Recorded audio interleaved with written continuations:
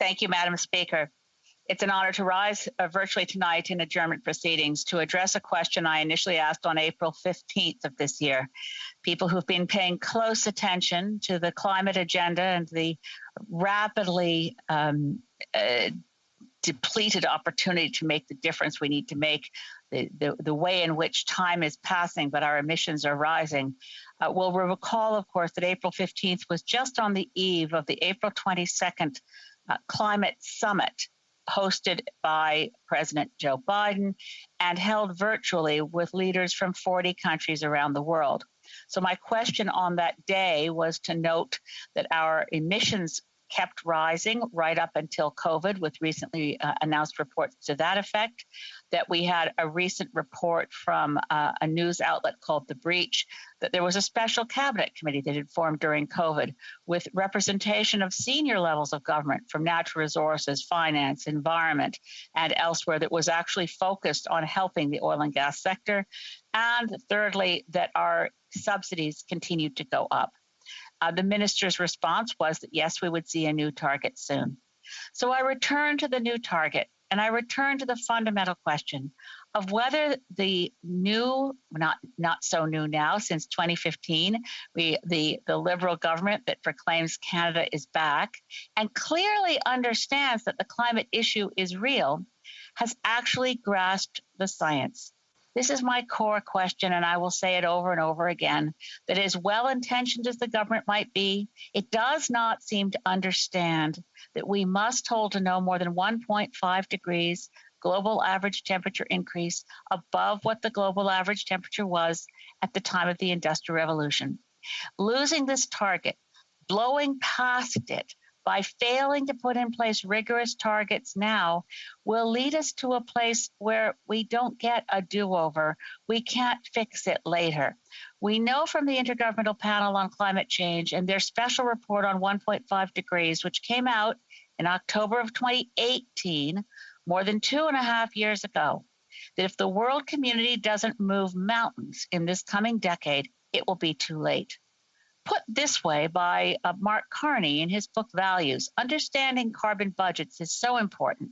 And understanding, quote, this is from his book Values at page 273, if we had started in the year 2000, we could have hit 1.5 degrees by halving emissions, otherwise cutting them in half, every 30 years.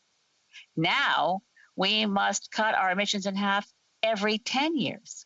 If we wait another 4 years, in other words, till 2025, we will have to have our emissions every single year. If we wait another 8 years, our 1.5 degree carbon budget will be exhausted. Now, the government did, and the Prime Minister did attend the Biden summit and announced a new target and proclaimed it was ambitious. It's not. Doesn't meet the demands of science. Neither does Bill C-112, which we're currently debating in Environment Committee. They have good intentions, great press coverage, good public relations surround them, but they fail to do what is necessary. Years ago, I marched with my daughter in the streets of New York in the lead up to the COP right before Paris.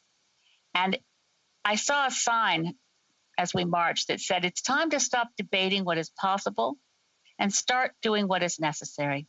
We have to cancel the TMX pipeline.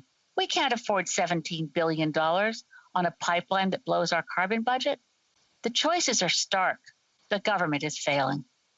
The Honourable Parliamentary Secretary to the Minister of Canadian Heritage. Thank you, Madam Speaker. And we understand that Canada must do its part to reduce emissions and work with other global leaders to tackle climate change, create growth, and improve the well-being of all people. That is why we have developed a comprehensive plan and made the largest commitment to climate action in Canadian history to move Canada and the rest of the international community towards our shared goal. We also understand that the previous emission reduction commitments made by the signatories to the Paris Agreement are not enough to hold global warming below 1.5 degrees Celsius. There has been a global call for increased ambition in climate action, and we have been listening.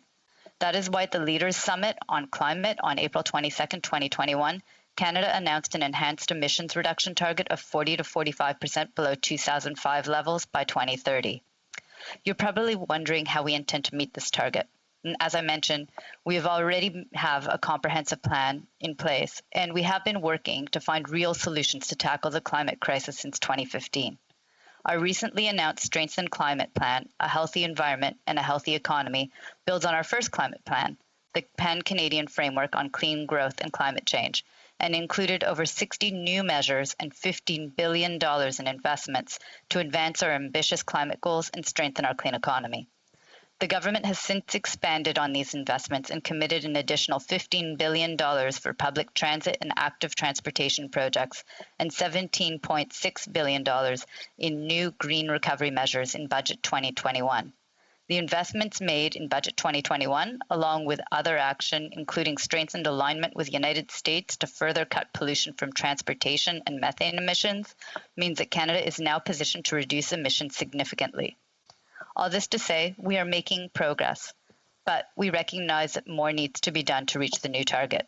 Canada is just starting along the innovation curves associated with some of the most promising decarbonization technologies, such as industrial electrification, carbon capture, use and storage, and hydrogen. Investments in clean technology and innovation, like those detailed in Canada's climate plan, help to accelerate the development of next-generation technologies. For example, new investments in Canada's Net Zero Accelerator will incentivize Canadian businesses and industry to develop net zero technologies and build our clean industrial advantage. Moving forward, the Government of Canada will continue to work with provinces, territories, Indigenous peoples, civil society, industry, national Indigenous organizations, and the U.S. administration to advance shared priorities that will further lower emissions. In these partnerships, the government believes that Canada can go further and faster together. Thank you, Madam Speaker. The Honourable Member for Saanich Gulf Islands. To my honourable friend, the parliamentary secretary, thank you. But your history is wrong, and it always amazes me that the history that the honourable member mentioned. The strongest climate plan in Canadian history isn't the one we have now. It's the one we had under Paul Martin in 2005 that would actually have gotten us to a Kyoto target well below 1990 levels. We're now 21% above 1990 levels. Now we look at what we need to do, and we're behind the eight ball. We have the worst record in the G7. We have the weakest climate target. Even after the Prime Minister improved it, it's still the weakest climate target in the industrialized world. Now that we look at what we need to do to hold to 1.5 degrees to meet our Paris target, it's not about doing better or doing more. It's about getting it right. It's not going to be easy. It's a whole of government approach. It requires us taking on the climate challenge as the fight of our generation, as it truly is. All of government must mobilize, and that's where we're failing. The Honourable Parliamentary Secretary.